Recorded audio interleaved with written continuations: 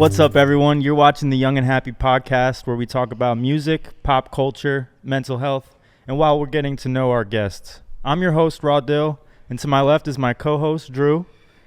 And our guest today is from Pittsburgh, but lived in Philly the last 10 years, where he started his career as a DJ and producer. And he goes by brainrack. Yo, what's up? Thanks for coming on. Yeah, we appreciate being on your podcast. Hey, I'm just trying to get as many people on here as I can. No, man, we appreciate you. Oh, what'd you do today? Did a lot. Yeah? I'm working this weird Christmas labor job where I'm setting up tons of Christmas lights and decorations and just a bunch of bull. Yeah. But it's fun. It's fun. But yeah, I did that. And Are you in the holly jolly spirit? No. Not You yet. know what? Christmas lost the magic a long time ago for me. I feel you, bro. It's just a Hallmark holiday, I feel. Commercial, very commercial. Right. I'm not about it. I want to see the fam. Yeah, of course. Hang with friends, but I feel like I'm a Scrooge though sometimes. You know what I thought was? You know what I thought was cool this Christmas? I saw. What? Remember when we were younger? Used to see the Toys R Us catalog with all the toys and everything. Oh yeah. They have one with Amazon now though. Like. Oh shit. An Amazon catalog? Yeah. What don't they have? How big is with it? Right. Yeah, it's like huge. No, not with all the products, but with a whole bunch of toys I and was going to stuff for say, it's kids. going to look like the yellow It's pretty book. cool. Took me back a little bit, man. That's what's up, though. Do you have this year's Christmas Amazon catalog? I do somewhere at the house. I think they sent like 3 of them. Can I get one? Right? It would have been one for each of us. But Yeah, right, but you you didn't just- bring them. I didn't know that was a thinking about topic it. for Got tonight. circled shit today. You I never didn't know it what was a topic. we're going to talk about. My bad. I'll keep the Amazon catalogs All in my right. car next All time. right. Well, Good thing. Brainrack, can you talk us through, coming up through Philly and starting your dubstep career? Yeah. So moved here in 2012 to go to Temple. Basically, before that, when I was in high school, super into screamo, hardcore music. Was in a band for about a year or two. We sucked, but it was cool. I was the bassist. But then at the end of high school and moving to Philly, I got really into dubstep and just the whole scene. Started going to music festivals and just diving in. But came to Temple, and pretty much instantly, me and my one friend that I grew up with in Pittsburgh, and then our other friend that he met there at Temple, we all became friends. But we started DJing our house party, or their house party. But it was like my first semester at Temple. Every Friday, we just, all 3 of us, took like an hour or so and DJ'd the party. And that was at least the first step into DJing, performing, and all of that. And a year after DJing, I was like, all right. I was like, this is sick. I really want to do this. Really enjoy performing. But I was like, I don't want to be a DJ. I was like, I want to make my own music. I want to be an artist. Right. So about a year after that, probably 2013, started making music. I had Ableton and some of the other programs, like Reason, was like a super early DAW, but I just had messed around a little, but never dove in, and just, because it's tough. It's I think those first couple months of producing or figuring out is it's difficult, and a lot of people don't make it through. But so started producing a year later with a couple friends around me that were producing in Ableton, and it all just kind of went from there. Nice. So that's kind of how I started and jumped in. What inspired you to start dubstep, though? Was there an artist that you got into, or? Yeah, so it was probably senior year of high school. My one buddy Walter, who pretty much I would say is responsible for a lot of my music tastes, from screamo hardcore stuff to introducing me to dubstep and just EDM. But I remember he came to school one day and was like, "You gotta hear this," and it was Excision or Ruska or I don't know, one of those early 10 main dubstep producers that are all huge today, but that were the OGs. And I just listened to whatever, I don't even remember what song it was, but I'm like, I was almost this is what I've been waiting to hear. Yeah. It was I love all the other music, but for some reason it was just, what is this? And it was so new at that time as well. But probably Excision. It's a big one for me. Rusko, Caspa, a few others. But those are definitely like I would say Rusko and Excision were like big for me back then, and I kind of dove in on a lot of them. Even Skrillex, he's like killing it right now. But that was when probably the first couple years after, or when he became Skrillex, right? And that was crazy. I had seen him in like 2011 or something like that. But yeah, so we say Rusko, Excision, Skrillex, people like that. Nice. Yeah, that's what's up. You played at Lost Lands for the last 3 years. Yeah. What was that like? Crazy. So yeah, the last 3 years, this past year in September, was my 3rd year. Just even getting to that was a crazy experience.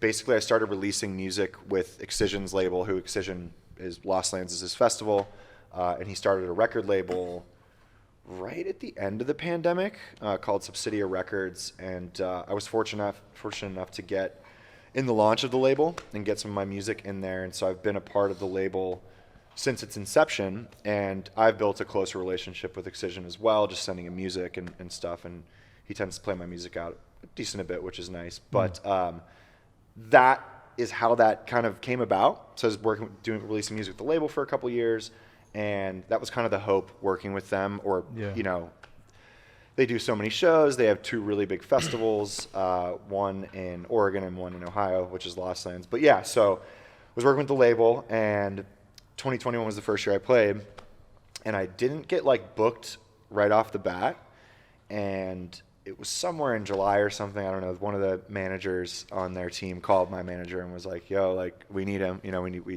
I think when it gets closer to these festivals, people with visa issues and just random stuff happens and people drop out. And they got to fill people in. So they booked me. Yeah, I got like a last minute booking, and they like totally like gave me the alley-oop. So they booked me at midnight on the last day. Which on the last day, main stage ends at 11. Okay. So it gave an hour for people to filter over into the main, or into like the late night part of the festival, where there's like 4 stages that go till like 4 a.m. So when I played from 12 to 1, there was probably like 2,000-3,000 people there to start, and probably like 5,000 people by the end. Like the stage I was at was just completely, I couldn't see people all the way to the back. Like it was wild. And so, yeah, that was the first year. And then fast forward to now, it's my 3rd year on. And this year was just very impactful. This has definitely been the biggest and like busiest year of my career on top of all this stuff. Yeah. But going in, I had a lot of collabs with other people who were playing. So I got to get on just a bunch of stages, probably 3 or 4 of the different stages throughout the festival, to drop my collabs with people. And what the really cool thing is, what they do is on Thursday night, they do a pre-party on main stage.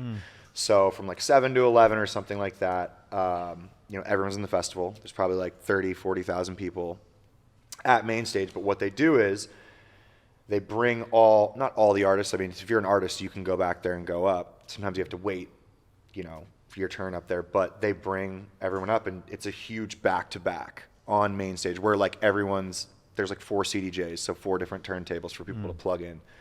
So everyone's up there taking their turn, dropping a few songs on main stage, but it's like this crazy opportunity. Yeah.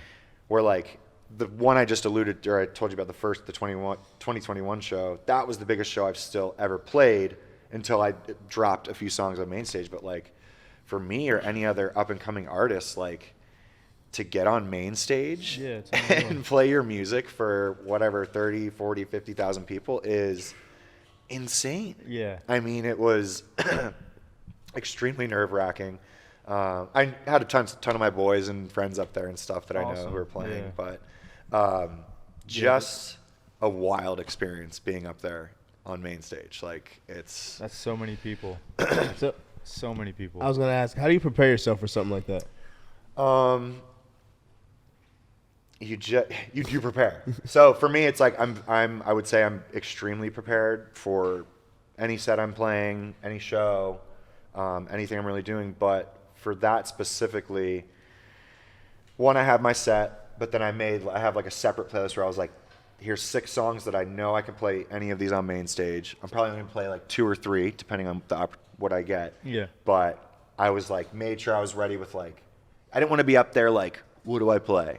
Now I still had to think about that through like 6 songs, but that's not as difficult with like a whole playlist. So definitely specifically prepared that playlist for that.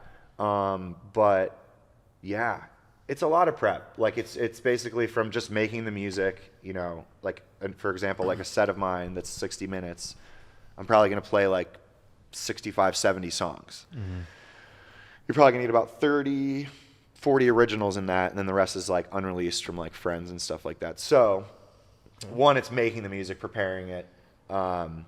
My sets at this point, like I used to freestyle back in the day, but now it's all prepared. So I'm DJing it still, but it's basically I have cues set up, so I know where my transitions are going, or you know, where to bring the next song in. And for me, this might even be opening up like, it's a pretty big debate in our world where like I'll say like that what I'm doing is not a pre-recorded set. You may have heard that, or people say like, oh, our DJ's like not doing anything up there, are they pre-recording it? That's not what that means. A pre-recorded set would be like you're literally recording it, and it's like one file that's going on the thing, and you're pressing play once and it's just going. So that is stupid and it's cheating. Or you know, people are doing it, but for me it's like I'm taking so much time and care to curate that set, you know, to where it's like, yeah, I know what I'm doing when I get up there, but it's like I've spent so much time on the back end to bring you like the most original and like best performance I can, in a sense, if that makes sense to you.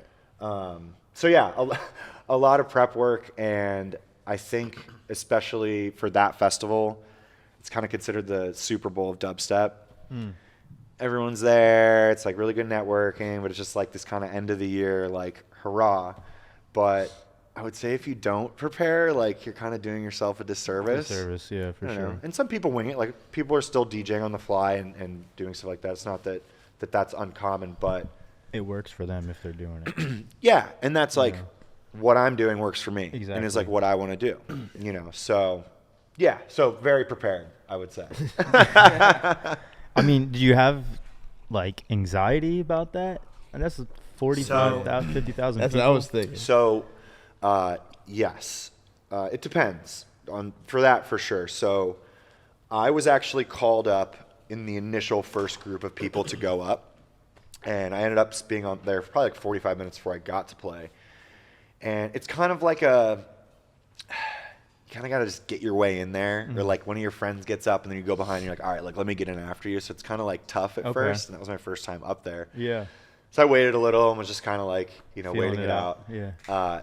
And so I was nervous. I was a little more timid. Got up there, picked my song, got and stood up on the DJ table and everything, and it was crazy. I mean, it's kind of these adrenaline moments, or you just kind of, I'm used to getting into this moment where you're getting on stage, you kind of gotta, it's an act, not that it's like not real, but like I'm performing. I'm getting into this zone, and I'm getting into it. So once I'm on stage, this is different. But like once I'm on stage for my set and I'm going, like I kind of tap out of it and I get out of that and I tap in. But for this, nervous the whole time. The first song I play, it goes to drop, and I start like doing this crazy, just like stomp, whatever move on stage, and I literally like fall backward, not like fall off and like it was a serious thing, but I fell back, like, and had to put my hand on the speaker and like pick myself up. I'm like, of course, the first song I ever get to drop on main stage, I do that. But so I actually got to drop 2 there, and then when I got off and I went out into the crowd, not like in the crowd, we can go in the media pit as an artist. You can like go onto the stage and just go straight back, you know, and so you can walk. You don't have to go through the crowd or anything. So I go back with some of my friends, and we're like hanging out, and I'm like, oh, I'm seeing people up there. I knew I could go again if I wanted to, but I was like, oh, I think I'm okay. And so we're in the crowd, and I'm like looking and I'm watching. I'm like, oh, I'm seeing all these kids I know like going for a second time, and I'm like, all right. I'm going back up there. And so I totally got into this different mindset. I was like, I'd done it, and I got up there, and I was like not timid. I was like, I'm doing this. So I got up there, had to wait a little bit in line. Once I got up there, I was just like, I'm in here. Knew what I was playing, got right in there, and I played this new remix. I did a remix of a Rusko song, and I played that, and just was in this totally different mindset. Just on it, in the zone. And the first time we were up there, they didn't have a mic for us. Something happened with the mic, or something happened and they didn't have it. And so that was all in my mind, because I was like, I want to get on the mic on main stage. Because I like scream a lot, like when I'm like, I'll be like, yo, what the fuck is up? Like, stuff like that. But I got on main stage for that, got the mic, and I was like, Lost Lands, my name is Brainrack, what the fuck is good? And just screamed it, you know, and it was like, I had to do it. It was like that needed to happen, at least for me and my own sake. And then that song had 2 drops, and at the end of the first, I just like let out another just scream. I was just like, yeah, and just let it out. And it was just going. I'm sure back all up. the nerves went out with that scream too. It was wild. Yeah. It was. I got off stage and I was like, whoo! I was like, that was crazy. Damn. But that sounds amazing though. Like a moment. Yeah, for sure. For sure. A moment. Definitely a defining moment for you. What would be goal wise? What would be the next thing that you'd want to do? There's a lot, essentially I would say an overarching goal is just touring way more. So this is the most I've ever toured this year, as well as playing bigger shows, bigger festivals. We're going to hit 30 shows this year, and my goal for my team and I is shooting around 50 to 60 for next year. So I'm trying to double it if we can. Nice. One, just it's, that builds your brand, gets you out there, want to get out there on a more national level. One, it's like my primary source of income, so that also helps. Absolutely. So one, just touring a lot more, but I would say maybe even to like refocus that, like a specific goal, like with Lost Lands, is to hopefully be invited back the second year, or for the fourth year. Yeah. But to play, I played the same stage every year. It's the label stage. I mean, it's super dope. But I would like to play the second main stage this year. It's called Wampy Woods, and who knows? We'll see if it's in my cards or not. If they if they give it to me. But that's a big goal of mine. So touring more, get on Wampy Woods, the second main stage at Lost Lands, and I don't know. I know it's a loaded question. It's a loaded question. It's a lot. I mean, the thing for me is just basically the touring is just increasing that a lot. Yeah. Hopefully getting some other slots at other big festivals. What's like the one that you want to be on? Okay, that's a good question. That's a better like focus. It's like it's more specific. So I think there's a couple though. So one, have you heard of Red Rocks? Yeah. In Denver, yeah. I've been there. Yeah. I've never been to a show there, but I've been there. It's amazing. So same for me. I was there like during the day one day, and they were sound checking for a show that night. So I was like, kind of got to hear the system, and it was cool. But would totally love to play there. I don't mean this in a cocky way, but I would be shocked. Hopefully, if I wouldn't be there in the next like 2 years. I think is a goal for me. So maybe we get it next year at some point. But it's not easy to get on that. It's really big shows. Yeah. It's not just like they're not like booking random people. Not that I'm random, but just like they're not just like booking random people in here. No, so Red Rocks definitely a big goal, whether it happens next year or not. Like the festivals. I'm sure you heard of like EDC Vegas. Like, I'd love to play. It's not necessarily like a defining goal for me. It would be a huge career moment for anyone. Right. I think. Have you heard of Electric Forest? I was just about to ask you about that. Yeah, so Electric Forest is a really special one. I attended it 2013, 2014. That was when I was like a super festy kid, just going to festivals all the time. And that place is just so cool. Yeah. I've never been to a music festival, I'll be honest. Like what? Nothing You're coming. like EDM or anything like that. But you're coming with me. That place, I'll go, bro, because that one has always appealed to me the most. Yeah, I went to see Armin van Buuren in Baltimore.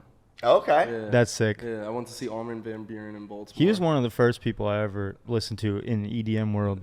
I had heard of like Avicii and stuff like that, Skrillex, but the first song that like ever made me like really like EDM was "Don't You Worry, Child" by the Swedish House Mafia. Okay, yeah. And I was like, yo, this is incredible music. Right? And then like Armin van Buuren was like right after that, and I was like, yo, I like this. Yeah, I saw him in 2016 in Baltimore. It was crazy. It was an experience. I'll tell you that. Like definitely not like my normal crowd of like people that I went with, but like it was the right thing to do. Like it was like a great, like I did not regret any second of it. Like it was just energy. Yeah. You know what I'm saying? I It was a forget good year what song. too. That was like right. I mean, I don't know. 2010, 2011 was like infancy, and then like 2014, 2015, 2016 it started like picking up. Yeah. Like not nearly as what it is now, but like that's when I was like really like a concert goer, festival goer, like Yeah. I think those were the years I started listening. It was a couple years after I graduated high school. I have a few buddies in like Miami that like Miami and LA that dabble, and they kind of, one's verified. I don't even know if that like really how much Holds any traction weight anymore? No, I mean no. Did he just buy it? No, he didn't buy it. It was before March 2023. He's definitely verified before March 2023. I did, but he's solid. It's just like we lost touch since service and stuff like that. So it was like definitely one of those things. But he kind of brought me to that Armin van Buuren show. So it was like he kept on going, and he's going to the Los Angeles School of Music. So shit, he's solid dude. Yeah, cool. Put me on, introduced me to this. It's a good friend. Yeah, for sure. That's a good friend. Well, if you do Red Rocks though, we're all coming to that. Let's do it. That would be insane. I'm gonna hold you guys to it. No, for sure. Big field trip. Yeah. For Young and Happy. We're getting in Matt's We'll get in the van. car. Yeah. We're getting in Matt's We're gonna car. drive We're it. getting right in the van. I'll road trip with you guys. Let's do it. We gotta get that right. We gotta paint the van. Yo, we got to purple make and sure yellow. Brainrack gets on Red Rocks, For a fact. because that would be just incredible. Anyone out there? Right. We're putting You this out never there. know who's watching, 2024, book Brainrack at Red Rocks. bro. So Who would you want to be with, or would it just be a Brainrack show? I can't. So actually, what I kind of found out this year through people in Denver is not that you like when you're coming up as an artist, and this is more for bigger art, like artists that are coming up that are a lot bigger than me. I was heard that like you can't just play Red Rocks. There's kind of an order of you have to play this venue called Cervantes, and you have to sell that out, and then you play the Ogden Theater, which is a bigger theater, and then you sell that out, and then there's a big venue called Mission Ballroom, and I think that's 3,000, and I think Red Rocks is 5,000 cap. So then you have to do Mission Ballroom, and I think you don't necessarily have to sell them out, but I think you have to do well or prove the ticket sales, and then you go to Red Rocks. So I don't know if this is actually factual. I've just heard that this is. They kind of put artists through that, and I think it's actually kind of cool. Yeah. Because Cervantes is probably 1,000, 1,200. I don't know for sure, but just like, you're building that artist up in that market. And Denver is like one of the meccas of our music right now. Dubstep based music. It's, I don't know, they call it like the dubstep capital. I don't know. I think they do. But there's so many, it up, Joel. There's so many venues. There's so many shows. It's just there's so many producers there. It's really cool. So I was trying to spend a couple days when I'm there, if I'm playing a show or if I'm there or something. Yeah. Looks like Tampa and Orlando. Okay, Tampa. So Florida's lit. Tampa is. I played there once at the Ritz. That place is crazy. Nice. Oh my God! It says this guy has a very strong opinion. He says Denver. Everybody thinks it's Denver, but it's Detroit. I don't know about Detroit. Right. This was 6 years ago. Detroit. This was 6 years ago. Okay. You gotta find Come a on. new. You gotta find a Little new bit more Reddit thread there updated. or something. Cool. Los Angeles, London, Bristol, Denver constantly keeps coming up. We'll just say You gotta Denver. find an article that proves me right here. Yo, it's tough, man. But yeah, nonetheless, it's very big scene there. Yeah. But I guess in terms of so maybe someday, spin the wheel. Maybe someday I'll headline Red Rocks, but realistically, I don't know. Like, it almost goes into like the question, and if you're gonna ask this, like, don't ask me it, or you can ask me. I don't care. I'm just joking. But like, what's your favorite artist or like your most influential artist? And it's not that I don't have that in my mind somewhere, but it's always so hard for me. when someone asks me it. Yeah. Like, what's your top 5 artists, or what's, or what do you plan? I'm like, I don't know. I mean, I don't know. There's a lot. There's a lot. There's a lot, and I'm like very. It's always feels like a setup. I'm very aware and educated on what my industry, artists, what's going on, who's popular, what all of that. But I'm very tuned into myself, where I don't really worried too much. I'm not worried like, oh, who am I? I don't know. I think some things like that or go down trains of thought like that. But yeah. So kind of a tough question. Should have told you to not ask it. No, it's definitely Denver upon further inspection. You know what I'm saying? Yeah. It's definitely Denver, 100%. And I think those other cities like London and those other ones, you're touching where I'm kind of more referring to dubstep and bass music, where that's going to be more Denver. For sure. Where London and some of the other places are huge music places, and there is EDM, but it's just different. Yeah. Where I'm the more lens of dubstep and bass music. Can you kind of differentiate those for us real quick? Yeah. So when I say bass music, I'm referring to dubstep like music, or just it could be trap music, EDM trap. It's anything that's not house. Oh, okay. Or deep house, kind of separating house out of that. A little bit more or hardcore? The Armin van Buurens and that, getting that stuff out of there, and it's more a lot of it touches on dubstep. You have deep dubstep that's a little more minimal, where dubstep is a little more big, and you have these Transformers type leads and sounds. But for me, dubstep is a little more specific to that, but bass music is a little more overarching. Right.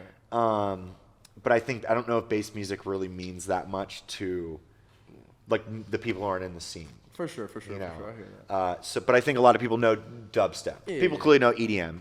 But then when I talk to someone who doesn't know what I'm doing, I'm like, so I'm an EDM artist, and I produce mostly in the range of dubstep. Okay. And if you know what that is, Yeah. is kind of how I approach That's a good way to do that. that question. Yeah. Yeah. All right. Well, so you don't want to be asked your most influential artist or your favorite artist, but can you tell us something outside of EDM or dubstep that you do enjoy? Oh, yes. Such a weird response. Oh. How's it going? Wait to see where he goes with this one. So, can I do a couple things? Yeah, There's absolutely. 3 things on my mind. Bro, it's your show. You can do whatever you want. Yeah, you're right. Facts. And this is from the past years, I am a runner. I absolutely love running. You're a rare one. So I've been running for 2 years. I need exercise. Leading into the pandemic, I was doing hot yoga for 2 years, 2-3 times a week. And my studio closed down then, and I just didn't make my way back to yoga. But I've been running for 2 years now, and now I'm at the point where I'm running 4 to 6 miles, 4 or 5 times a week. And I actually just did my first official race. Oh, nice. Last weekend in Pittsburgh. I did the Pittsburgh 10 miler, and How'd you do? I did it. I made it through. Hell yeah. So I did. It was 10.3 miles. I did it at a 9-minute 7-second pace, and it was so sick. Yeah? I don't know. I love it. It's just, I'll tell you what. I just smoke a little weed. Get my dubstep on in my ears, or I tend to, I'll listen to rap, screamo, but for this run I was listening to, or for this race I was listening to, yes, I will say Delhi has made its way into my run a few times in the past month or two. I'm sure that gets you going. That gets me going too, Dude, man. shout I'm out right there with you, bro. Shout out Ice Spice though. Be a munch. She's killing it. She's killing it. But yeah, smoke a little weed. It was funny because I hit up my friend Dia, who's a really avid runner, and she got me into running. And I was like, and she races, so I was like, I want to do this race. I asked her some questions, then I came back a day later. I was like, yo, so I smoke every time before I go run. And I was like, should I do that? Should I not? She was like, do exactly what you would normally do. I was like, okay, cool. Yeah. So I brought a vape with me to the race. And you're set up, there's A through D. Each of those sections is based on your how fast you do your mile. So I'm in C, and probably 5-10 minutes before the race, we're all there. Everyone's kind of stretching or just getting ready, and I'm jamming out my earphones dubstep, and I pull my vape pen out, and I'm what's everyone about to think of me? I'm just like hitting my vape here before the race, but I like just hit it a bunch and just blew it up. But yeah, it gets me in the zone. And hey man, if you can do that and finish in 9 minutes and a 10-minute mile, I feel like that's pretty intimidating. If you're about to go do a race and somebody's just like ripping the vape pen next to you, and I'm like jamming out. I'm just like, it's like supreme confidence. I got this. Don't worry about it. Like, I don't know. I was like, it's me and what I'm want to do, or like, and I, hopefully I didn't offend too many people with my vape, but they can suck it. But yeah, they can. But yeah, so I did that race, and I'm definitely going to do more. I'm really excited about it. So running is really big for me. I just need exercise. I don't know. You just get I get too in my head. I just too much going on. Yeah. Like I gotta run it out, But love run. Okay, so running. That's running. Fortnite. Love Fortnite. Same. I was like, I need to be closer to the mic. No, you're like, no. You're like Fortnite. You want to join our crew? It's yeah, like bro. Roger and I and all our friends. I'm out. I love you, Roger. Big on Fortnite. Got on in a couple months into the pandemic. Yeah. I was like, all right. I'm stuck at home. I was like, I'm going to go buy an Xbox. I was like, they got one at GameStop downtown. I'm like, I'm going there right now. So, yeah, big on Fortnite. Love it. We got a whole crew. Nice. I'll have to join. You should definitely join. So Fortnite's a big one for me. And then this isn't like new, but if people who follow me on Instagram have definitely been seeing this. I love tomatoes.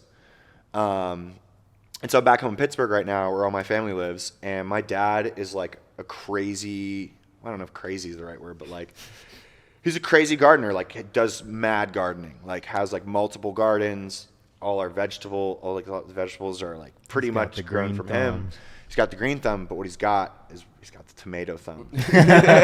He's on it, yo. Nice. Like these homegrown tomatoes are just like, I don't know if you've ever had one, a homegrown tomato. I don't like tomatoes. Oh, bro! I was gonna say I was trying to be quiet about it, but you're like, why do you have to bring up like tomatoes? Tomato sandwiches? No, well, what the fuck? No, is that's a good tomato That's a good sandwich? question. Bro, People right? eat them, and I'm like, that's okay. disgusting. Hold on. Hey, Okay, that's what mayonnaise? does a tomato it's sandwich? Mayonnaise. I don't do tomatoes. mayonnaise. I don't do mayo. Okay. Okay, well, what is it? So it's bread. You gotta put some bruschetta in there. Nah. I mean, tomato it consists of tomatoes. But anyway, right? It's tomatoes, mayo, salt and pepper. On bread. That's bread. it. And that's it. That's all. That sounds like I only have $1 in my pocket. That's okay. That's okay if you do. It is, but like That's nasty. Exactly. That's fucking nasty, yo. There's Hey, people that's the and then last there's people option. that literally eat tomatoes like an apple. Yeah. My aunt does that. I slice mine up. Okay. So we slice them up.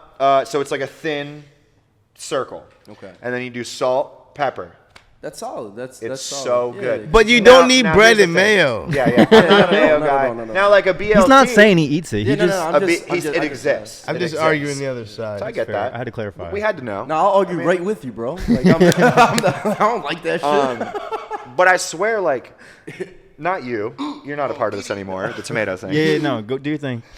If you have like a store-bought tomato, it's shit. You slice it the same way. Just do almost like an A/B test here. Get the homegrown as well. The difference is unbelievable. It's not as succulent. It's not a suck, dude. It's not a suck. Whoa. Sometimes I don't finish like Holy cow. Succulent as fuck.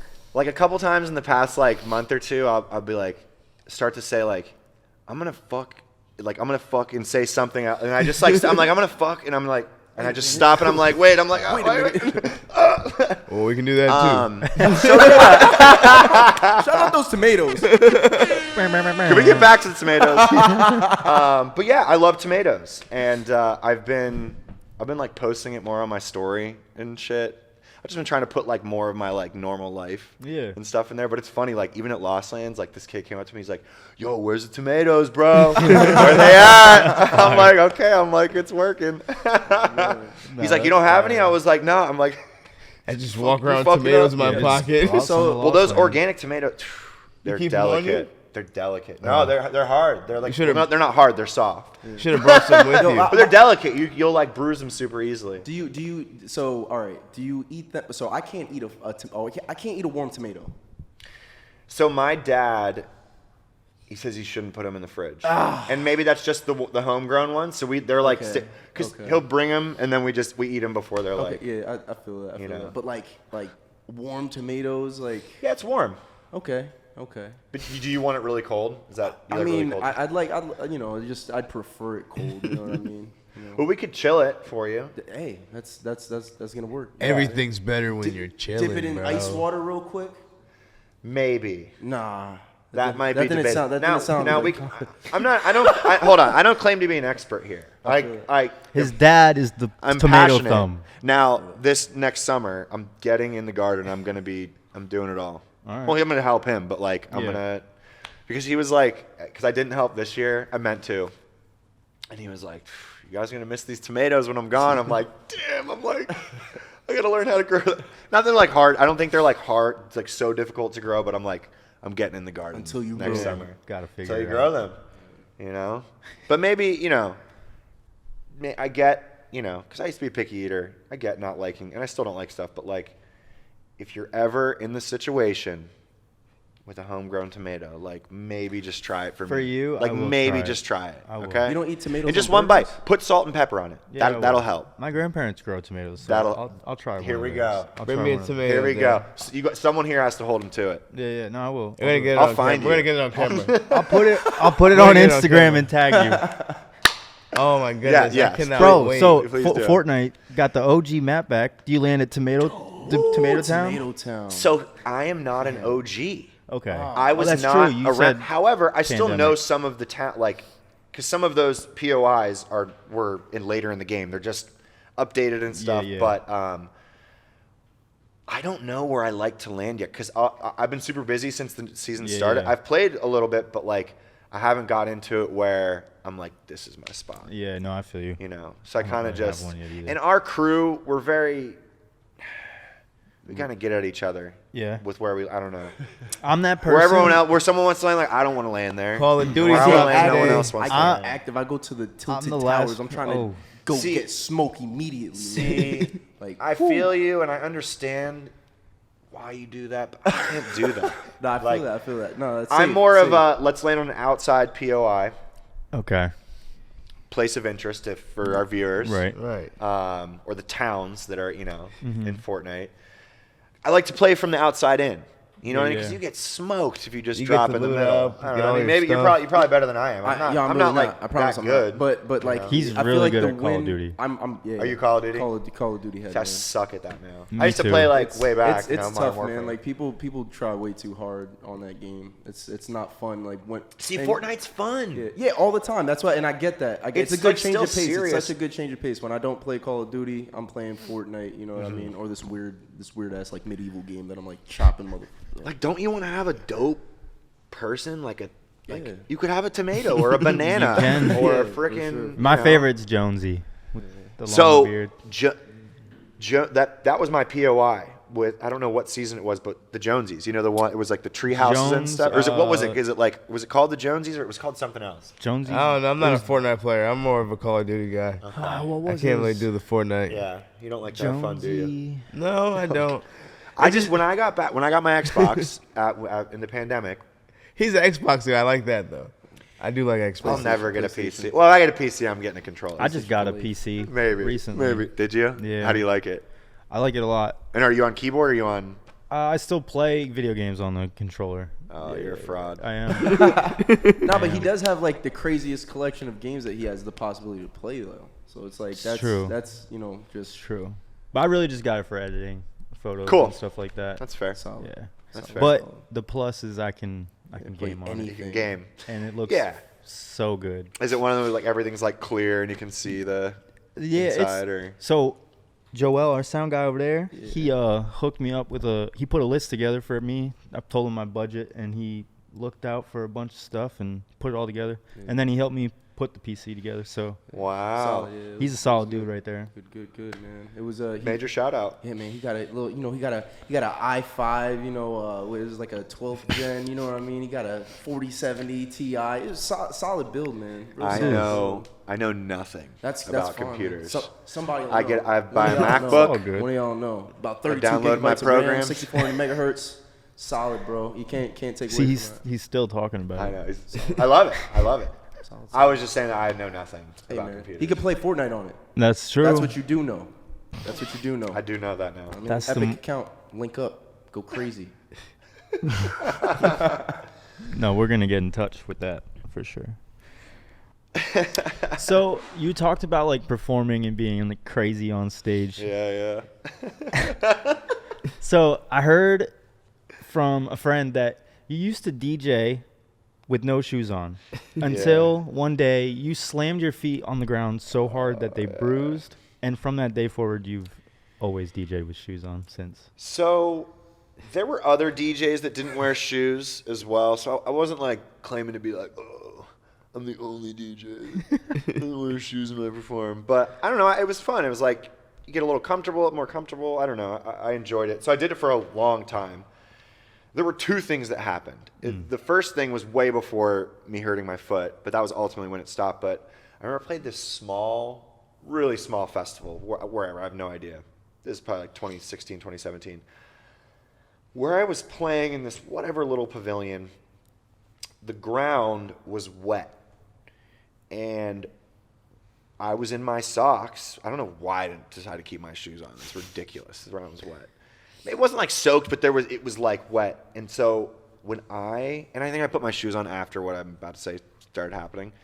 When I would touch the mixer, I would get shocked. Oh, shit. So I was completing a circuit because I was like I'm the water on my feet and like, I don't know, science. But That's I was like, wild. okay, the shoes are going back on here, but that wasn't where it ended. But yeah, I played. They were doing these drive-in shows during the pandemic, so I played one in Scranton. And up at Montage Mountain. Yeah. And my first song, I want to get up and like act it out right now, but basically just like did this huge stomp with my right foot and just blew it out. Just totally stomped as hard as I could for whatever reason. And it hurt really bad. Did you finish the show? Oh, totally. Oh, that's what I'm totally. talking about. You would have never known. You would have never known. Oh my God! I would have never known. I would have reacted like. Oh no! Wait! It was the last song. It was the last. Wait, or I don't know. It was you that told him, right? No. Maybe. What? Do you remember if it was the first? We're talking to Roger, my photographer. He's way in the background. You don't know if it was the first or last song? You literally could feel the stage shaking the entire time. You hear the subs hit, and then your feet slamming on stage. And I was like, there's no way he laughs. And that's when you came off, and you were like, never again. So it probably was first. Yeah. So Did it have anything to do with the Bang energy drink he gave you that you're now scared of? dude. Yo, are you getting this, bro? How do people drink those things? I don't know. Like, are you a psychopath? can't There's a drink energy bullseye on the drinks. can. How much incorporated in the stimulation beat. does one person need? That's So too much for me. So for me, like I could drink a Red Bull all day. Well, I don't want to drink them all day, but I could. Yeah, I feel you. It's not gonna like make me too stimulated, or I'm gonna be like whatever. But I drink half of this Bang Energy, and I am like, I wanna die. Like my heart is so stimulated, like it's like pounding. I'm feeling so tense. I'm just like. I kind of needed food too, and I'm like, haven't even had a drink or I need maybe like alcohol could curve it a little or something. But I am just like, guys, I am in pain right now. Like this is too much. I'll never do it again. Yeah. And that's the trend with energy drinks these days. 200, 300. There's probably more. It's Yeah. like what? I don't can't know. do them. I mean, I get it. Or like, yeah, I can't do it. Like I get it. Right. I get people drinking them, but yeah, that was. Never again. That's a bad memory. Fair enough. That's a bad memory. But with the foot, two things happened. So I don't know if that was the day. I don't know if that's why I stopped wearing shoes or stopped not wearing shoes. It definitely helped. But I know from that day, I started to figure out how to make it look like I'm just slamming and jumping around, but protecting myself. Right. So it looks like I am still like hitting the ground, but like that one was like You're trying to put your foot through the ground. yeah, like because I'm passionate. Yeah, okay. exactly, yeah. So, I have a question for you. real quick. So it sounds like you have a good time performing. Yes. Do you have a better time performing or creating the music? Great question. That's a good question. So what I'll say is like both of them give me these highs that I'm chasing essentially. I'm not like, oh my God, I gotta get it. But it's really special and something I don't experience elsewhere. And so with producing,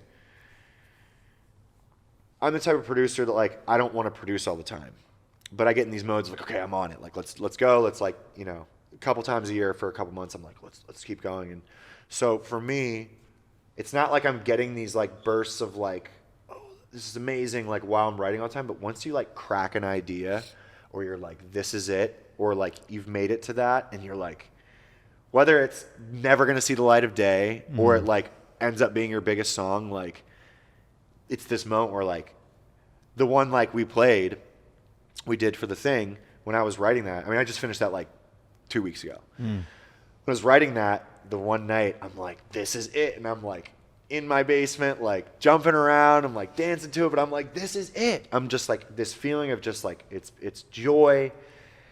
It's, I don't want to say like, it's just like ecstasy, but it's just like, it's this pure joy feeling. And it's this rush and this high that like, to me, where I think I used to be such a party animal in my festy days and would, you know, always be out. That's like, I'm the opposite. I really don't like party that much more or anything like, and that's like a big high for me and a big thing that I'm chasing in my life. So with the music, it's like when I'm producing, it's kind of when I'm cracking that idea, or I'm like finally at this place where I'm like, this is like it, or it's so special. And like, you know, it means so much to me and I get this like that feeling. And so performing also brings that feeling out. It's maybe a little different, but it depends on the show. It depends on the show, the set, what's going on with the crowd, you know, the environment. But I'll usually get a couple times, like 3 to 5 times within a set where it's just, like I'm popping off. Whatever the song is, I'm like raging, and it's just this like, I'm in the moment. Yeah. Like I'm fully in the moment, and I'm like letting loose, whether I'm like raging around, like dancing. Like sometimes I'll literally like let out like a huge scream, like even not on the mic, like I'm just like, it's this just hype moment, and I'm letting it flow. I don't know, it's definitely like I said, I'm very prepared up there so that I can also tap into that stage presence and that extra stuff where I'm not so worried about what's coming next. It's prepared, so I'm very much more in the moment, and I can be there with the crowd, and I can, you know, I try to like look at people in the crowd and kind of, I would say a big part of my stage presence comes from like, if you were to look at like a metal band singer, like screamer, like something like that, like, or it's just a lot of energy, a lot of emotion, and just trying to, like, I'm trying to have you got like the audience with me in this moment. Yeah. Like we're here, you're going to pull your phone out, but just like, I'm trying to bring this raw energy, and I'm trying to let it out as much as I can, and I'm trying to convey that to the audience, and I try to have those moments with them and stuff. And yeah, it's just really raw.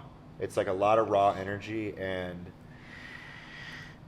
it's really cool for me. I mean, It's like I said, it's just this amazing feeling, and it's, you know, it's like a high I'm chasing. Yeah. You know, I would say. That's dope. Yeah. Did you have some? I was waiting for you. Oh. Say less. Look inquisitive. Yeah, I was gonna say something. Sorry. No, you're good. Don't mind me. Yo, so let's talk about hidden talents real quick. So I can make this sound with my mouth. Oh, you can make sounds I can make with a your mouth. sound, and so I used to think it was a dolphin, but then someone was like, "No, that's not a dolphin." But is that a dolphin though? I don't know. Because I don't think I think they make a weird noise like they click. But it's not like that same. I don't know. But anyway, Because there could be like yeah, like that. But I think what you did is more. it's like a mix. realistic. Yeah. It's like a mix of them. Can both. you take both those audio snippets and like? Yeah, we Put 'em together. could definitely do a little something. Yeah. We definitely But yeah, do a little earlier I heard you making a sound, and I was like, yo, I gotta talk about this. This is probably one of the better things you could bring up. Yeah. With me. I'm just loud Yeah. in general. Like it definitely was a problem growing up in school and like shit like that. But I think it's like really working to my advantage now as an artist. One, it's just fun. I can make all kinds of noises and screeches and yells, and people call me like a pterodactyl or stuff like that for sure. But it's just fun, and people, I don't know. So, ultimately, someone doesn't like it out there, or someone like is annoyed when I do that. But for the most part, it's like received People are really annoyed well. by anything anymore. But yeah, so I'm super loud, and I've just always kind of been making noises. Yeah. And I think it plays into the brand well. For sure. I mean, when you like Lost Lands, for example, when you're on the main stage and there's 50,000 people, you got to be fucking kind of loud. Well, that's what I said, because a lot of kids went up there and they're like weren't getting on the mic or anything, and so I'm like, dude, I'm getting on that mic, for sure. And I had plenty of people that were like, yo, you were on stage, you were screaming. I'm like, I was. So, so sick. speaking of being on stage, you performed for us today. What was that song called? And can you give us a little bit about that before we cut to it? Yeah, for sure. So we performed my new song, Rewind. It's a collab with my boy Eater, super dope producer who lives in Italy. Should be making his way to the States here soon. He's just having some visa issues, but super talented producer. Check him out. But yeah, so this song, super cool, super like different. I would say it's little trappy. It's got kind of this, it's got like a house drop in the beginning, but it's 140 BPM, which is typically like what dubstep is, or like bass music, trap, stuff like that. Even hip hop. There's a lot of hip hop at 140, but I did that house drop in the beginning because I thought it would be like something cool and different at that BPM. But I would say there's very Skrillex vibes, like an influence with the stuff he's been producing and releasing recently. And yeah, it's just got this kind of grime vibe to it with the vocal. And like I was saying, it's special. I think it could be big, and whether it ends up being or not, I'm really proud of it. And I think it's just kind of speaks to maybe a direction I'm going. I make all kinds of different music, and every song tends to be very different. But definitely very happy with this song. And yeah, I hope everyone enjoys it. Yeah, we're going to cut to that right now. Rewind, come again. Rewind, come again. Rewind, come again.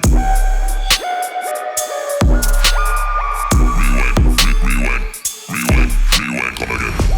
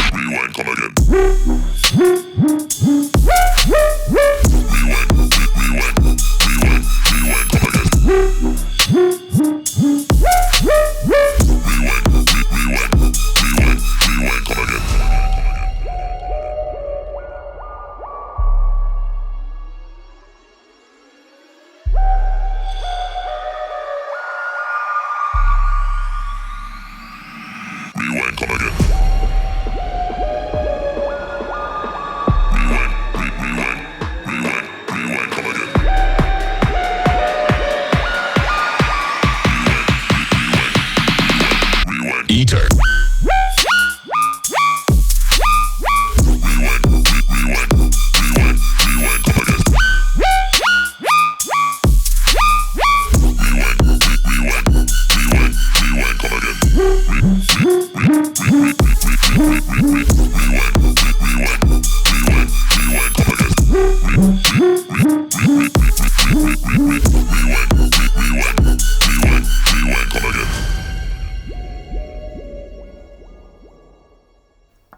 All right, and we're back from watching Rewind.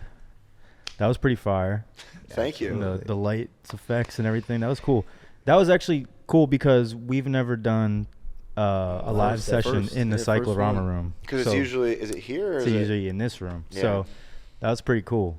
Hey, Yeah, I'm the first You're the DJ first. producer, right? It's Yeah. always like vocalists. Yeah, man. Damn right.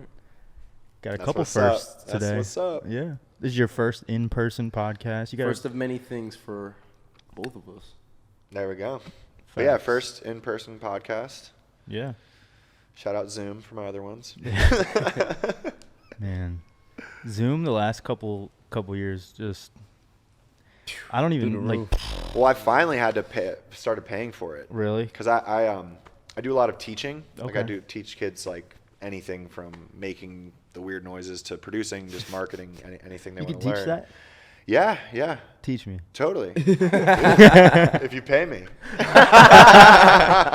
My guy. No, I can totally teach you. I've been teaching for about a little over 3 years now. So I teach a lot of kids private lessons, and then I work for an online music school called Rising Icons. Okay. So I teach about 1 to 2 classes a week there, which those are just feedback sessions. So the people who are the students, they can submit songs to my my hour session that I have, and then I'll go through it, and then I give them feedback. Probably, listen to it and give them feedback for probably like 10 minutes. Oh, that's awesome. On That's it. So I do cool. that. I totally lost where we started with this tangent.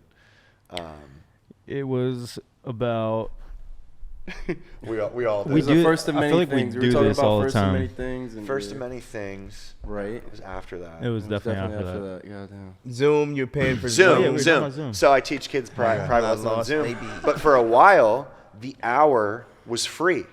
You could do an hour with multiple people, or it was like one other person. So one-on-one, you could do an hour for free. Then about a year ago, they switched it to 40 minutes for free. So they knew people were just, using it for that using the hour. hour, because everyone's a meeting is an hour, or it's shorter. Yeah. So then what I would do is we'd do 40 minutes, because I usually teach for an hour, and then I'd just restart it and go back in. Okay. So now about a month ago, they caught the fuck on. Yeah, they And got so now you can do 40 minutes, and then you have to wait 10 minutes to start it again. So I'm like, Okay. fuck. And it's $15 a month, but I was just avoiding paying it. But Yeah. I finally bought it. So Somebody's sipping on that haterade. hey, if I can save $15, True. you know what I mean? I mean, I'm saying they're hating on you, man. I'm Like, eating let me- tomato sandwiches. Like, Jesus, I'm that broke. sounds grody. It sounds so bad when you say it like that. You know what I mean? Like a tomato sandwich. I kind of want to try it. you now. brought it up. No, I know, but like that's like everything minus the burger. It sounded so nasty. I kind of want to Because try I'm it not a now. mayo person, and you were like, yeah, it's mayo No, and then they put tomato. thick ass pieces, like at least damn near an inch thick pieces of a tomato. Tomato. Is that Oh, thick with two man. C's or one? 2 at 3. Goddamn, that shit is it's That's Yeah, the what- That's the thick I like, Is- baby. I would say is what is thick with just the C? Is it It's 2 or is it like- 3? I feel like 3 is probably where it starts. Now you could go past 3 C's. You can. But But, I it starts. think, yeah. I think it starts with 2. Okay, that's fair. Yeah. That's fair. You bite in, and it makes a weird ass gushing sound because it's fucking just So 90% juicy. fucking. You tomato. want it to juice. No. You for want sure. it. I hear that, but I mean, then you got soggy bread. Totally. Nasty Well, you want soggy to bread. toast the bread. I would toast it. Like when I make a BLT, yeah. I'm but gonna that's a toast my BLT. bread. I think these people are just like so far past like anything sensible. Yeah, they're savages. Yeah, nasty as hell. Yeah, No I can't. offense. I can't do them. There's like 3 things I don't really like, and it's Well, onions, but tomatoes, and going to- mushrooms. What? Onions, bro. Come on. I mean, I feel it on the mushrooms. Those Bro, are do you like unnecessary. what do you eat on a burger? What are your what? I put onions in everything. Cheese. Cheese, lettuce. I almost eat a half an Ranch. onion every day. Like pickles? Whoa, that's incredible. What'd you say? I almost eat a half an onion every day just for stuff I make it in. Yeah, that's my thing. I don't understand. Everything has to have onions in it. I'm like, because why? it makes it so much better. The flavor, like I you saute disagree. onions for almost anything, and that's Yeah. like I like it's like the onion base. powder, but I won't like the actual onion. Or if it's like a burnt onion, I'll eat it. I'm not even kidding. Okay, yeah. But I like like crispy onions. Yeah, and I don't know. I just don't like You know, the onion powder is You made don't wanna with, eat like, an onion the like an shell apple? of an onion. I don't care what it's made out of. I just like it. Yo. It's fine though. Still tastes great. Maybe. But yeah, that's a lot of onions, bro. But you will try, I will one try- of your grandparents. Yes, the tomato homegrown for tomatoes. you. Just even one bite. One I bite. don't Salt, believe pepper. him. Salt, I'm gonna pepper. put it in my story on Instagram, and I'm He gonna goes to tag Trader brainrack. Joe's. Bring me tomatoes, and we're gonna eat them together. All right. Yeah, But they're not going to be they're gonna succulent be- as hell from fucking. Remember, they're fragile. The They what? No. bruise easily. His grandparents have homegrown tomatoes. Oh Yeah. wow. Oh, I'm wow. gonna- Yeah. So he's got the plug. You're gonna put them in a special case. It's awesome. You're gonna bring it with you. Tupperware. Tupperware. Yeah. I have traveled with tomatoes before, so you do like Tupperware, and you want to wrap them in. What I do, newspaper. Newspaper. So I wrapped each in newspaper, and then I put a little newspaper in between the two because it was like almost like the Chinese that fragile. like tea container Yeah, I did. yeah. Yeah, I just didn't want it to bruise. I got you. And so yeah, so just wrapped them both in newspaper, and then put a little layer in between, All right. and they were good. Next podcast episode, we're gonna have tomatoes. I thought you were bringing On the here. cakesters. Cakesters. Oh, I forgot them. What's that? It's a little inside joke we have. I promise I don't know what they're talking about. I promise I don't know. It's Cut a that. little inside joke we Cut have that, from cut that, last cut that, week. Cut that, cut The that. cakesters. Nah, honestly, it's what he's actually talking about. Isn't Oreo came out Oreos. with this snack called Cakesters, but Oh, they're terrible. So I what haven't- is it? I haven't had them. What is it? Those are terrible. I guess it's like hate a on the cookie. cakester. Okay. It's like a soft like- bake, like a soft bake, like like a Oreo? fucking Oreo. It's like a fucking I've brownie. seen that. Yeah. Yeah, it kind of does look It's like a not- I can see brownie. the appeal, but like I'm not getting that. I think No. it's not good. The way it breaks Taste it. apart in your mouth, it feels like it's like gluten free or some shit. Oh, so you've had them. You've Yeah, had them. I've had one. Yeah. He Just- knows I'm just- right too. just That's why one? he's not contesting me. Just I think the one you have is expired. It was like brand new. I like bought it because it was brand new. It Couldn't have been. was like it just came out. It couldn't have been. Couldn't have been. No way. No chance. No way. No way in hell. Hey, You're you know wrong. what I'm saying? Yo, have you ever had like they got this thing called like brownie coal? They make them like they make it during like holidays. It's like it's kind of like fudge, but like the base of it is brownie. Gas. No. Gas. I don't know what I'd he's eat talking it. about. Yeah, no, it's I'd eat it for It's sure. better than that shit. That he's I low talking key about. think Joel makes up things sometimes. Oh my god! All right. Okay. Yeah. Yeah, but that's fun though. Yeah. right. As Yeah. long as Damn it's like right. not malicious or like you're not trying to hurt anyone with it. Was he lying? Bring it up.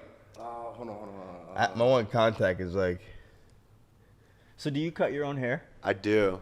You might have heard earlier that I missed a big spot on the back of my. I didn't. I've been cutting my hair. I missed a little spot on my. Yeah. Read it in my wheat, beard, bro. too. Read it in wheat. Wait, what? That looks like hash. and it doesn't taste anything like it, but it tastes like an Oreo. You know what I mean? It's like Oreo marshmallow and like butter. It's gas. Dude, that looks like charcoal. looks like That's what coal. it's meant to be. It's literally Looks called like coal from Look, Santa. brownie coal. That's what they call it. It's gas. You guys ever get that coal gum? When you're. for Oh Christmas, yeah, like a yeah, bag I of did. coal, It like the black flavor. gum. The flavor like lasts for like 20 seconds. It's I'm outta nasty, here. Too. It's nasty. It does not look good. It looks really bad. It Promise looks it's like good as shit. petrified shit. But yeah, I do. I've been cutting my own hair for probably since the end of high school. Really? So a while. Okay. You're a pro 12, now, 13 pretty much. years. It's inevitable that I'm going to miss one spot every time. Oh yeah. You've saved yourself a ton of money. But it looks good. So I will say I've got one haircut at a place in that time. And I was going to a wedding, and I was in Florida, and I got down there and I needed to cut my hair. And they did like a fade where like it was or short on the sides, tall on the top. And I was like, no. It just looked weird to me. I've just Yeah. always done this. Yeah. It's like number one on my beard and my and my hair. It's my look. I think it's my look. Yeah. And if I ever go bald someday, like I'm really close to it. People are used You're to right it. there. Like, you know what I mean? It's not a big deal. Right. But I just, when I grow it out, this turn a really bad widow's peak. So this turns into a point, and just gets bigger and bigger, and then it turns into a flip. So then for a couple weeks, I'm just like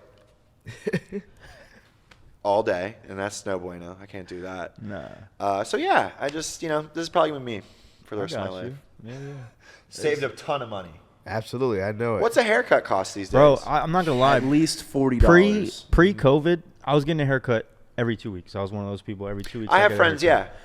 I have friends who do Since then, I maybe get a haircut once a month. Yeah. If that anymore. Yeah. But I mean, I Now, wear do they hats all the do time, your beard? so- I have a friend who gets I do my the beard. Right? Okay. Like when I get my haircut, yeah, I'll have them trim it a Yeah. little bit, but like I'm pretty much keep up with my beard. Is that cool? Like, is it like the whole barber thing where they like lather you up and like? No. Nah, yeah, no. I actually go to a girl. Her name's Claire. Shout out Claire. Shout out Claire. Yeah, shout Yeah. out to Claire. Shout out She's to Claire. dope. Shout out to Claire. Y'all never see my hair because I always wear a hat, but Quality. yeah, You an LA fan? I am a Dodgers fan. Yeah. Okay. Yeah. Wow. Yeah. My dad is a Dodgers fan. My grandfather was a Brooklyn Dodgers fan, so that's where that came from. Yeah. Okay. Yeah. Cool. You did tell us before that you're like have most of your hats. You do not care about the sports team. So that's That why I is threw it true. out Yeah. there.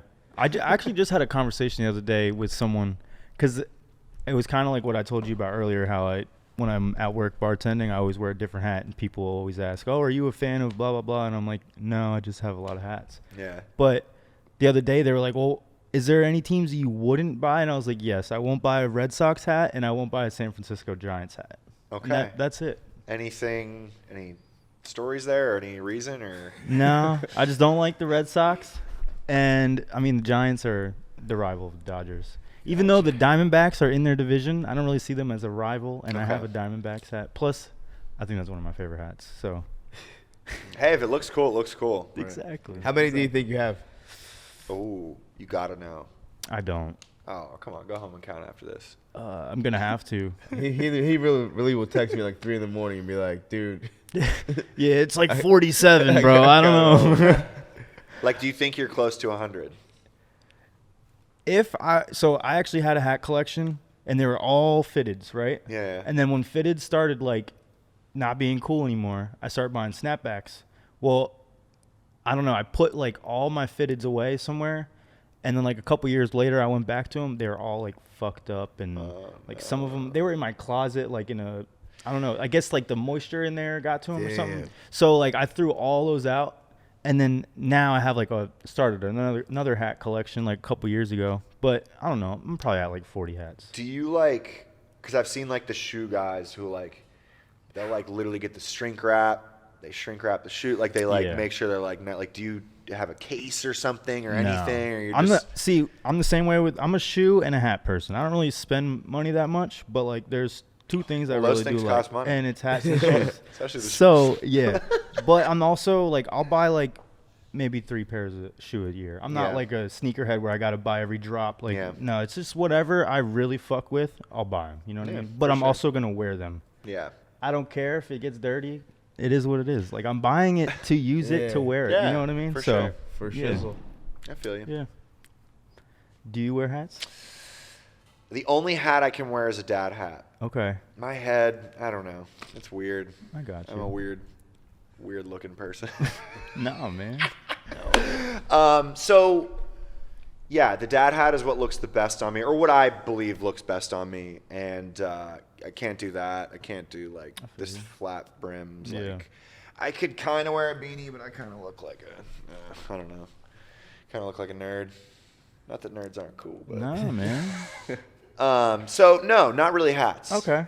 Yeah. That's fair. That's fair. I figured I'd ask, you So know. way less hats than you. Probably. And I'm not. I do like shoes, but I typically have just worn Vans my whole life, and Yeah.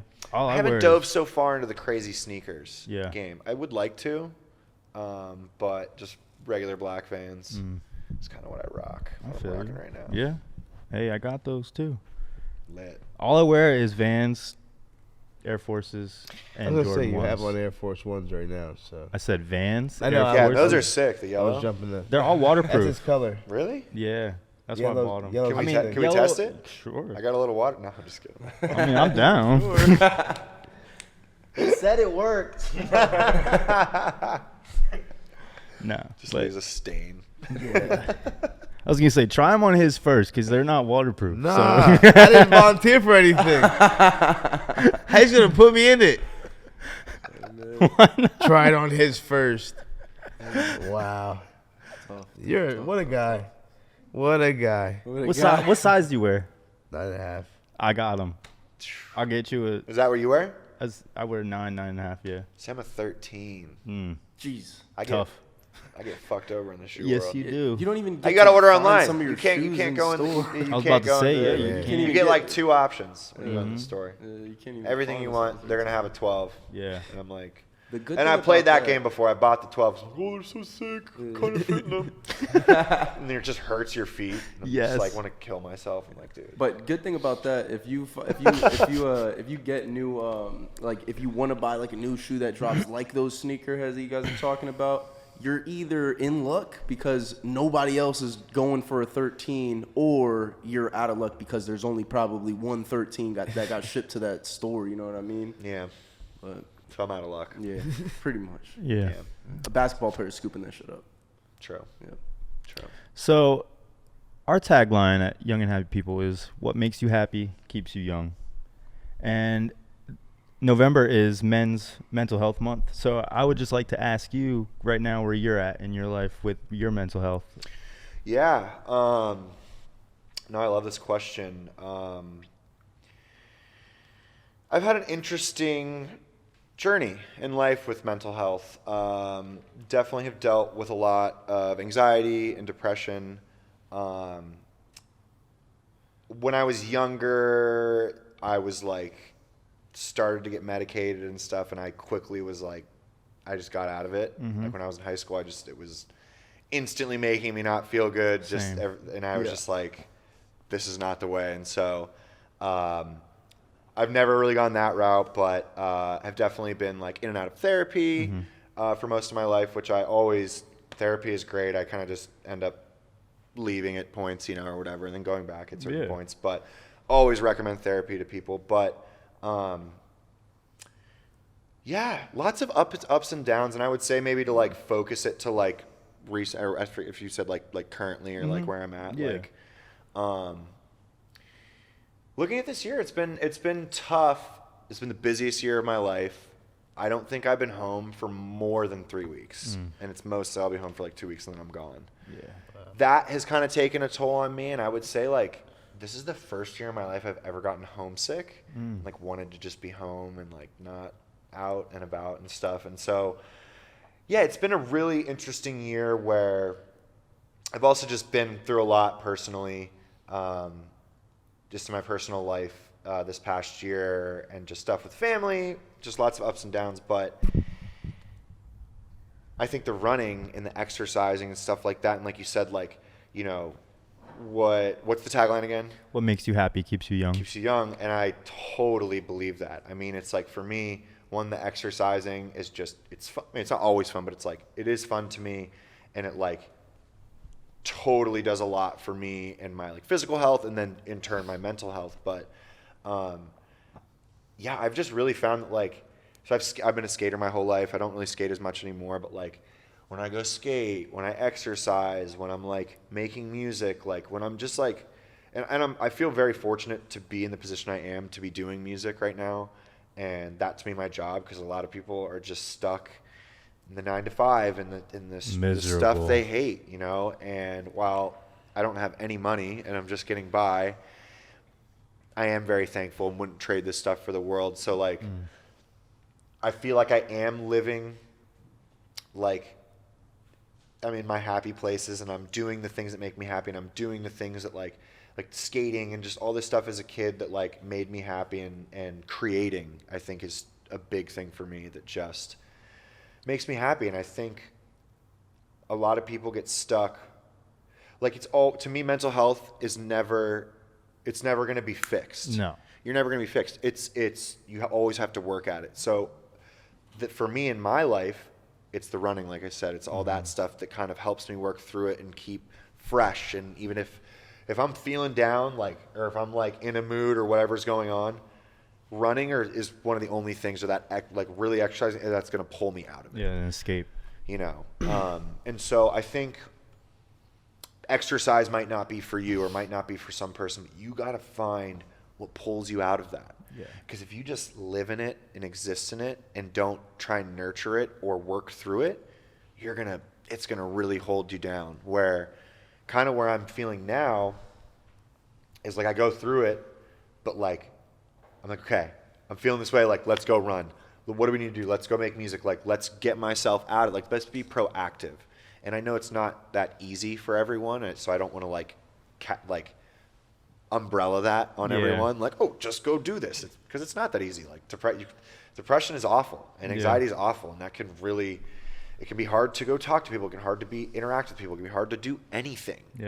Eat, sleep, whatever it is. So, but I urge you to at least explore that train of thought to figure out something for yourself that does help pull you out of that, or a coping mechanism that can be fun and isn't like a dread, and something you can turn to that is healthy, I would say. So that's kind of what I've been dealing with myself, and how I've been trying to be proactive in progressing through it and not just dwelling in it And being stuck. And exactly, because I've had a lot of that feeling of being stuck resonates with me a lot, and I've had that a lot where I'm like, I can't get out of this, and whatever the situation, or even if there wasn't a situation, it's just the feelings have come about and those episodes have come about. Right. But whatever you can do to be proactive, I think, is the advice I'd like to give. And that might take some exploring, and it might take figuring, I don't like this. Or, like you said, it's always a work in progress, and it's never going to be, there's not a finish line when it comes to your mental health. Like you're always going to have to work at it. And I think recognizing that too. Yeah, big time. Yoga taught me that when I was in yoga, because it was always just like, there's always work to be done. Yeah. It's kind of what I learned from that. So absolutely. Well, I appreciate that. Yeah, advice. of course. Yeah, I'm happy you guys brought it up. I think it's something that's not always talked about, and I think it's very important. I think most people go through some sort of mental health Absolutely. issue. So I've mentioned it a few times on different episodes, like, oh yeah, I've dealt with anxiety and depression, but like I've never like got into what that is for me. And I think there's a big misconception with depression, and it's the fact that everybody that has depression is suicidal, and I think that is far from the truth. Yeah. I've never once in my entire life wanted to take my life, you know what I mean? And I think my depression stems from the opposite of that, which is the fact that like I do truly, I just like, it's so hard for me to picture like not being here anymore. You know what I mean? Yeah. And death is so scary to me, and it's something I think about all the time. Yeah. And it's hard. Like it affects me in so many different aspects of my life that it's like hard to even talk about. Like for example, sleeping. I don't sleep at night, and people were like, oh, just go to bed earlier. You just got to start your nightly routine earlier. And it's like, for me in my brain, when I go to sleep, this day is over, and potentially I'm not going to be here tomorrow. And for me, that is the hardest thing I'm trying to like word it. And sorry, I'm like, well, I can see how that could mess up your like sleeping. Yeah. That train of thought. Right. And it's just, it's tough, And that's something I'm still trying to maneuver and try to like figure out what to do with that. You know what I mean? But yeah, like I've done therapy and everything, and I've talked through it, but it's just tough because like that thought is always going to be there no matter what, because it is the one thing in life that is inevitable, and it's like going to happen. There's nothing I can do about it. So like, yeah, I'm here right now, and that's all I can control. So that's what I try and focus on. Yeah. Being where my feet are. That's a big one. And I just wanted to share that. So. Yeah, no, thank you for sharing it. It definitely makes sense. I mean, sorry, you're going through that. I mean, that definitely I'm sure can wear on you, especially with the sleep.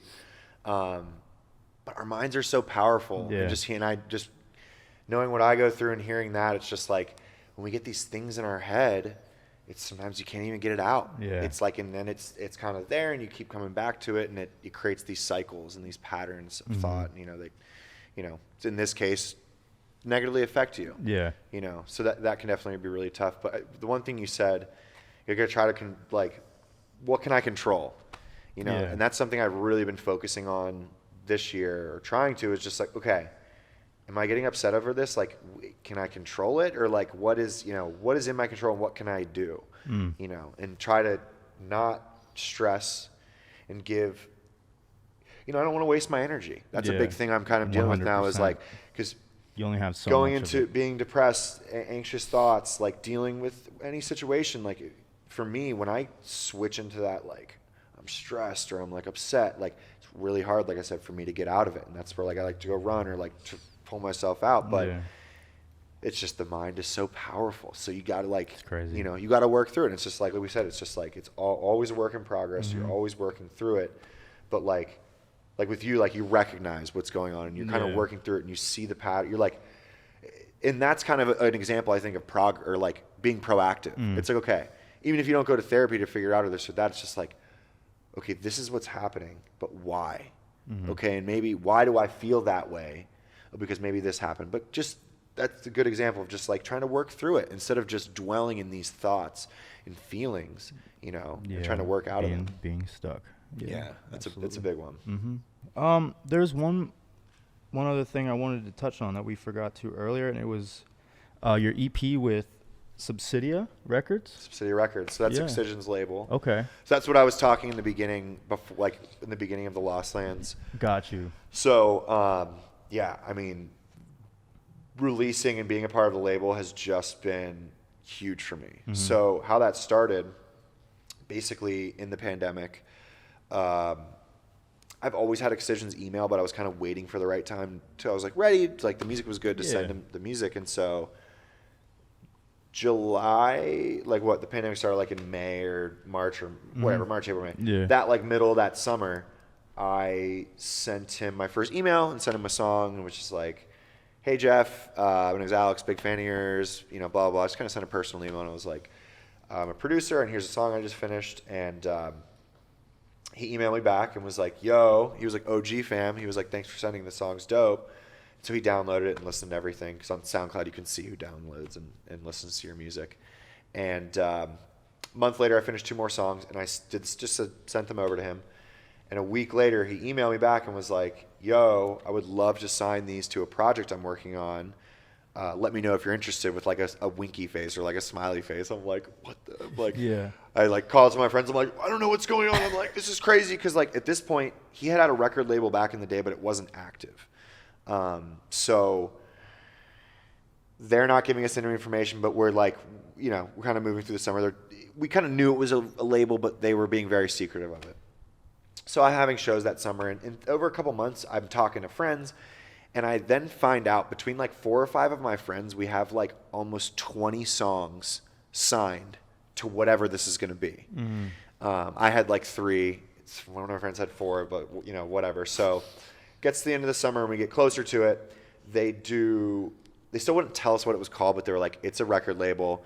And they were going to do this big live stream launch where Excision was going to do like a virtual reality set and play everyone's music. And so that's what he did. Played one of my songs in there. And it was crazy, but that was like the launch of the label. So now Excision's got this huge record label called Subsidia Records. And they're pretty much taking the dubstep world by storm. They're releasing a ton of music. They're releasing with all kinds of artists from small to big, like really doing something cool for the community, where it's cool to level the playing field a little, where like smaller artists can get in there with these bigger artists and also get a little more reach, because they were releasing these compilations where there's like 10, 20 songs with all different artists on it. So fast forward 3 years, I've probably released like 7 or 8 times with them. We pitched them an EP. And so we started pitching them like, I don't know, probably took 6-7 months over the course of the whole pitch, and just like getting to it and picking songs, and just long process sometimes. Yeah, for sure. It depends. It's kind of generally labeled, like signing a song with a label in my world, it's probably going to be a 2-3 month process in general. So the EP takes a little longer. It's, to be expected. So, but the EP, getting an EP on like this label or any of the big artist driven labels in my scene is like very big. It's like, yeah, they sign a lot of singles, but like they're not just signing EPs. So this was huge. Yeah. And when we released it September, in the middle of September, it was like right before Lost Lands, something like that. We dropped one of the singles in August, and then the rest of the EP in September. But yeah, it was really cool. This is probably like my third or fourth EP, but like this is the biggest one, like opportunity, the biggest label, you know, just where my music's at right now.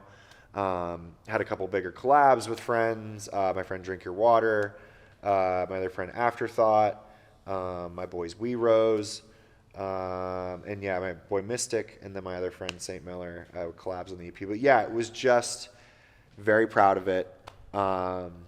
Worked very hard on it. Really happy with how the branding and like the artwork and visuals came out. So I named it White Noise EP. So usually I like to name the EPs after a track. Okay. But none of the tracks were fitting for me, like with the name. So I came up with White Noise because my branding is this TV head character. So it's like a boy or man, like with a TV head. And so I wanted to incorporate that in it. So I was like, okay, White Noise, we could do some static TV stuff. Hell yeah. And so the EP artwork ended up being like, in their kind of requirements is Subsidia is a city, and it has to be based somewhere in the city. So we did, it kind of was like in this like Tokyo, neon Tokyo kind of That sounds fire. part of town. And it was this, they made like a 24-hour video storefront thing. And so the single artwork was like the actual storefront, which is a bunch of TVs with static. And then the EP artwork was a little back. So you could see the store, and it said like 24-hour video. It said Subsidia and White Noise. But I was just very happy with how it all turned out. And it came from my idea, and they worked with me, you know, very closely to bring it to life. But yeah, shout out to Subsidia Records. Absolutely. Shout out to Shout out to Excision. them. Lost Lands, Excision Presents, the whole team. Nothing but love. They have done so much for me in my career, and I've just gotten a lot closer to them recently over the past year with the EP and Lost Lands, and just really want to shout out the Subsidia team. They work so hard, and they have so much on their plate, and just have done so much for me, and really appreciate them. That's awesome, man. Yeah. So it was a great experience. So yeah, the EP. shout out to all of them. Shout out Subsidia, man. Woo! Well, Brainrack, we're gonna do one last thing. I'm gonna do a shameless plug. Your camera is actually right in front of Roger right there. Okay. I'm gonna have you look into that camera, plug everything like from your Instagram name to any music you have coming out. Okay, cool. So we just dropped the EP on Subsidia Records. That's on it's called White Noise EP. It's on every streaming platform. All of my socials are Brainrack Official. Twitter is I am Brainrack. Yeah, shout out you guys, Young and Happy Studios. Shout out Blue Bear. What's up? Really appreciate you guys for having me on. This was such a blast. Don't have any music necessarily coming. I'm gonna release a remix in the next couple weeks. I did this cool remix of a Pretty Lights song. If you guys have heard of Pretty Lights, I think so. Big artist. He like just came back on the scene recently, but really special remix I did. Probably release that in a couple weeks. But yeah, so we dropped the EP, and then I actually dropped a single on Subtronic's label. If you've ever heard of Subtronics, he's like the biggest artist in dubstep right now. And he's a Philly guy. Okay. But he's got a record label called Cyclops Records, and so we just released a single with my friend Vale on there, and that was a really big opportunity there. So shout out Cyclops Records and Subtronics and the whole team over there. Yeah, that's really, big. Really appreciate that.